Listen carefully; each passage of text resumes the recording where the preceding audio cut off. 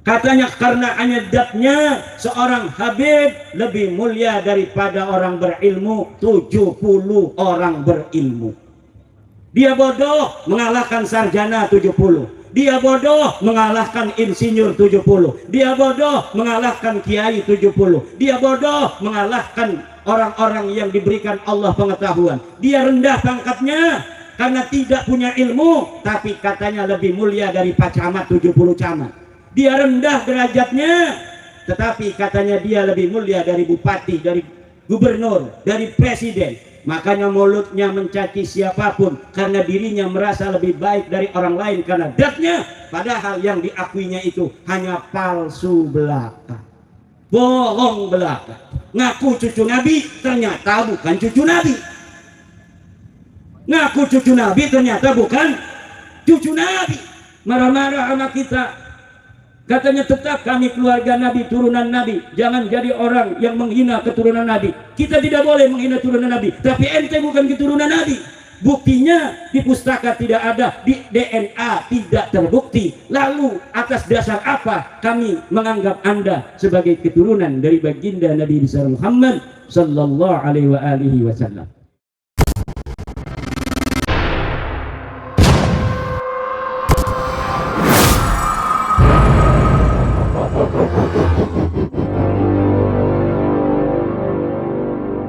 لا فضل لعربي على أعجمي ولا لأعجمي على عربي إلا بالتقوى. Tidak ada keutamaan orang-orang Arab terhadap orang-orang Ajam. Tidak pula orang-orang Ajam mengalahkan orang-orang Arab illa bittaqwa, kecuali dengan takwa. Inilah ajaran pembebasan dari Rasulullah Muhammad sallallahu alaihi wasallam. Kullu nasi min Adam wa Adam min turab. Setiap manusia berasal dari Nabi Adam dan Adam berasal dari debu. Siapa orang yang merasa lebih tinggi berdasarkan zatnya terhadap orang lain, maka dia keluar daripada ajaran baginda Nabi besar Muhammad sallallahu alaihi wasallam. Hanya iblis yang mengatakan dirinya secara zat lebih baik daripada Adam.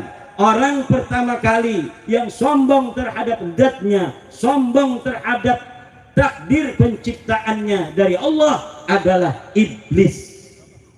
Kalau hari ini ada satu suku merasa lebih mulia dari suku lainnya atas nama takdir dari Tuhan, maka orang ini mencontoh ilmunya iblis.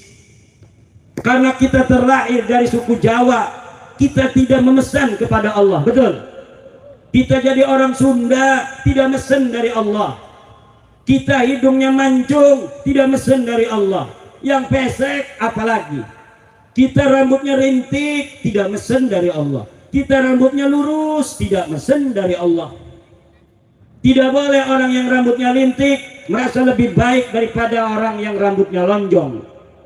Tidak boleh orang yang rambutnya lurus merasa lebih baik daripada orang yang rambutnya rintik. Tidak boleh orang yang kulitnya hitam merasa lebih baik dari orang yang kulitnya putih. Tidak boleh orang yang kulit putih merasa lebih baik dari orang yang berkulit hitam, dan lain sebagainya. Inilah ajaran Islam di mana kemuliaan hanya dari takwa. Inna akramakum indallahi atqakum. Sungguhnya orang yang paling mulia di antara kalian adalah orang yang paling bertakwa. Kalau pengen kita mulia, bertakwalah. Kalau kita pengen derajatnya tinggi, berilmulah. Yarfa'illahu alladhina amanu minkum walladhina utul ilma darajat.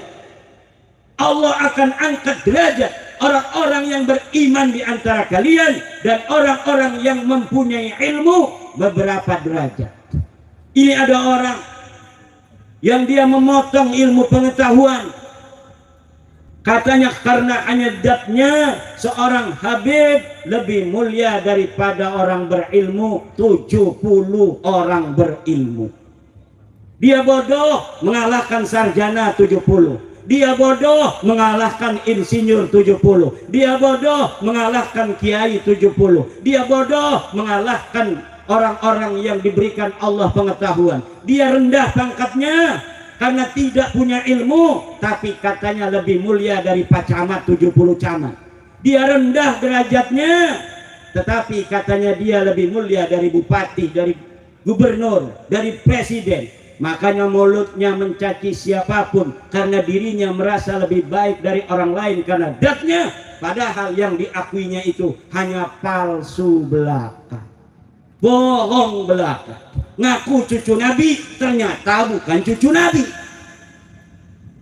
Ngaku cucu Nabi, ternyata bukan cucu Nabi. Cucu Nabi bisa dideteksi betul atau tidak dia itu cucu Nabi dengan dua hal. Pertama, dengan catatan nasab. Ketua Paguron Jalak Banten, catatan nasab turunan Nabi itu sejak abad ketiga dicatat. Ada petugas-petugas yang menugaskan diri menulis kitab. Ini Sayyidina Ali punya anak dua, Hasan dan Husain. Husain punya anak namanya Ali Zainal Abidin. Ali Zainal Abidin punya anak berapa? Dicatat. Ali Zainal Abidin punya anak Muhammad Al-Baqir. Dia punya saudara Sufyan, dicatat semua. Muhammad Al-Baqir mempunyai anak namanya Ja'far As-Shadiq, punya anak berapa? Dicatat semua. Terus demikian dari generasi sampai saat ini. Dan saya mempunyai kitab-kitab nasab sejak abad keempat sampai hari ini. Dan ketika saya lihat orang yang mengaku cucu Nabi di Indonesia ini yang bergelar Habib itu ternyata tidak terbukti secara pustaka mereka adalah keturunan dari baginda Nabi besar Muhammad sallallahu alaihi wasallam. Ada yang cara kedua. Cara kedua adalah dengan tes DNA. Itu bukan keahlian saya, tapi ada Badan Riset Inovasi Nasional di Indonesia ini yang bisa memeriksa darah seseorang, ingus seseorang, ludah seseorang, rambut seseorang yang mengaku sebagai keturunan dari baginda Nabi besar Muhammad sallallahu alaihi wasallam, kemudian diperiksa di lab. Setelah diperiksa akan ketahuan betul tidak dia sebagai keturunan Nabi. Ada nggak haplo dia sama dengan haplonya Nabi? Haplonya Nabi J1. Coba darah kamu tak periksa. Ternyata setelah diperiksa hasilnya haplonya bukan J1 tapi haplonya G. Naon eta haplo G? Eta haplo lain turunan Nabi. Jangankan turunan Nabi, turunan orang Arab aja bukan. Kata Profesor Kain dari Badan Riset Inovasi Nasional, jangankan orang Arab, orang Sumeria saja bukan. Sumeria itu J0. Jadi Akadia nanti bermutasi J1. Sumeria jadi Akadia, Akadia menjadi orang Arab. Orang Arab masih J1. Nanti kalau dia mengaku keturunan Quraisy akan ada kode-kode Bani Quraisy. Kalau dia mengaku keturunan daripada Hasim akan ada kode-kode Bani Hasim. Kalau dia mengaku keturunan daripada Abi Thalib akan ada kode-kode Abi Thalib. Kalau dia mengaku keturunan daripada Husain akan ada kode-kode Sayyidina Husain.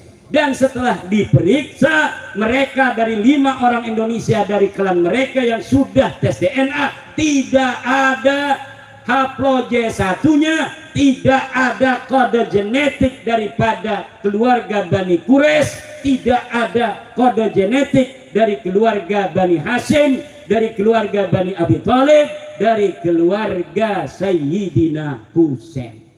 Kalaulah secara pustaka tidak terbukti, DNA juga tidak terbukti, lalu dengan apa kita harus percaya bahwa mereka keluarga besar keturunan daripada baginda Nabi besar Muhammad sallallahu alaihi wasallam?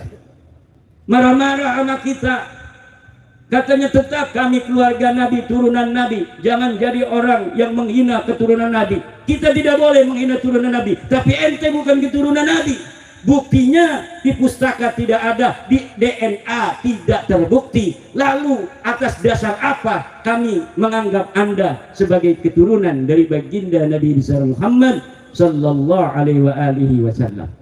Jadi dengan maulid baginda Nabi, Allah telah katakan, "Wa ma kana Muhammadun aba ahadin min rijalikum."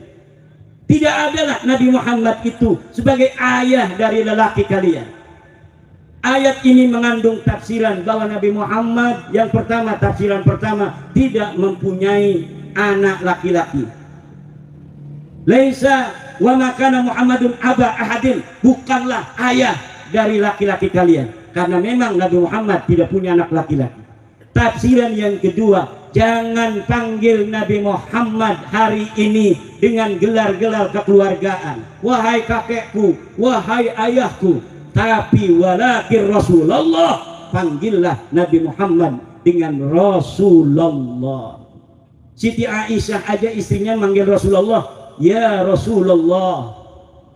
Lah orang sekarang yang nasabnya nggak jelas manggil Rasulullah, ya jadi wahai kakekku. Di sebuah persidangan dia katakan, Nabi Muhammad, kakek ente apa kakek aneh? Ini adalah hilang adab kepada baginda Nabi besar Muhammad sallallahu alaihi wasallam. Di dalam ajaran kita Ahlussunnah wal Jamaah, kita dianjurkan, tidak wajib, untuk mencintai keturunan baginda Nabi besar Muhammad sallallahu alaihi wasallam. Tetapi keturunan Nabi yang asli, keturunan Nabi yang telah terbukti secara catatan dan terbukti secara ilmu pengetahuan biologi. Karena zaman sekarang ini teknologi sudah canggih, gen kita ini sudah generasi Z, generasi manusia yang hidup saat ini. Ada generasi perang, generasi perang dia yang lahir sebelum 45. Ada yang generasi depresi, yaitu orang yang pada saat dia berperang, yang lain berperang, dia nggak mau perang. Dia lahir di masa perang, orang lain perang mau berjuang, dia nggak mau perang. Itu generasi depresi. Setelah generasi depresi, ada generasi baby boomer, yaitu mereka yang lahir 46 sampai 64 tahun 65. Selanjutnya itu disebut generasi X. Saya ini generasi X, lahir tahun 76. Dari orang yang lahir 64 sampai 80 itu generasi X. Dari generasi X akan muncul generasi Y, yaitu milenial.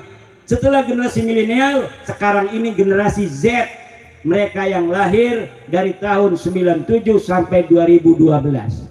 Anak-anak kita yang masih 10 tahun disebut generasi alfa. Generasi Z itu 27% di Indonesia. Makanya para capres-capres ini sibuk bagaimana bisa untuk mengajak generasi Z memilih dirinya. Dia berkampanye kepada generasi milenial dan generasi Z. Ciri-ciri utamanya generasi milenial dan generasi Z adalah orang yang sangat akrab dengan teknologi. Kalau misalnya anak-anak Gen Z dan Gen Alpha ini adalah orang-orang yang akrab dengan teknologi, lalu ada orang yang tidak percaya pada teknologi, tes DNA mereka tidak percaya, katanya itu tidak terbukti, maka itu generasi mungkin generasi perang atau generasi depresi. Maka oleh karena itu yang paling harus kita jadikan patokan dalam hidup ini adalah takwa kepada Allah Subhanahu dan ilmu pengetahuan. Jangan lawan ilmu pengetahuan. Orang yang melawan ilmu pengetahuan akan tergerus oleh zaman. Dia akan dianggap manusia purba, manusia yang ketinggalan zaman, manusia yang tidak mempunyai masa depan. Manusia yang melawan teknologi hari ini adalah manusia yang akan ditinggalkan kehidupan.